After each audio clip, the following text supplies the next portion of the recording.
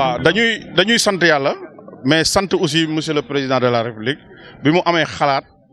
bi nga xam ne nii tey dafa bëgg a soulager population bi nag mooy lu mel nii nga xam ne lu concret la boolewul dara ak wax boolewul aussi dara ak teesante te mu doon suñu royukaay kon du ñu def lu dul sant yàlla parce que ñun Kër Massar lañ am département Kër Massar lañ am banlieue bi lañ am fii lañ màggee fii lañ juddoo fii lañ yaroo kon li am solo rek mooy sant ko gërëm ko ci lii nga xam ne ni defal na ko population bi yëpp. ñu sàmm ko rek xam ne lii développement la parce que day tax bu ëllëgee boo waree dem fenn dina gaaw pour nga dem fa dem ci jàmm ñëw ci jàmm te demoon na ba benn moment bu taximaan yi ki dañuy taxaw ne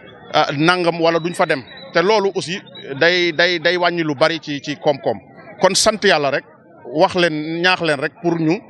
vraiment sàmm lii xam ne pour ñun la xam ne aussi pour suñu jàmm yaram la. campagne bi day lenn la rek fexe rek nu ñu amee ndam parce que bu ñu yàlla dimbalee ñu bokk ci ñi nga xam ne dañ leen a investir. du ñu def rek lu dul wàcc ci population bi def aussi li nga xam ne nii mooy proximité mën a expliquer population bi parce que population bi am na loo xam ne nii opposition bi def nañ ko ci seen xel te loolu ay caaxaan la te lu concret mooy lu mel nii kon président li am solo mooy ñu dooleel ko à l'Assemblée nationale ba liggéey bi mu am mbébét bi mu am pour Sénégal mu mën ko yeggali te ñu xam ne aussi ne kat population bi pour ñu mën a liggéey pour président mën a liggéey il faut population bi xam ne kat dafa war a am président dafa war a am majorité à l'Assemblée nationale. kon du ñu def lu dul rek revenir ci li ñu waxoon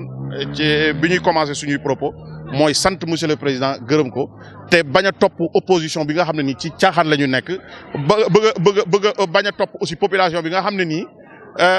fu ñu dem au lieu que ñuy wax jàmm mais du ñu wax mukk jàmm lu dul bëgg a boole population bi ak président mais mënuñu ko. parce que ki nga xam ne nii mosul génnee ci kàddoom wax ju ñaaw ki nga xam ne nii mosul nekk di xaste tey jii boo ko bëggee dugal ci loolu y a problème kon la am solo rek mooy nañu fexe rek expliquer population bi ne kat lii mooy dëgg lii ay caaxaan la te comme ni ma ko waxee opposition bi ci caaxaan la ñu nekk ci caaxaan ki yor ak ki yorul bokkul te borom gémmiñ guy nàcc du wax jàmm waaw jërëjëf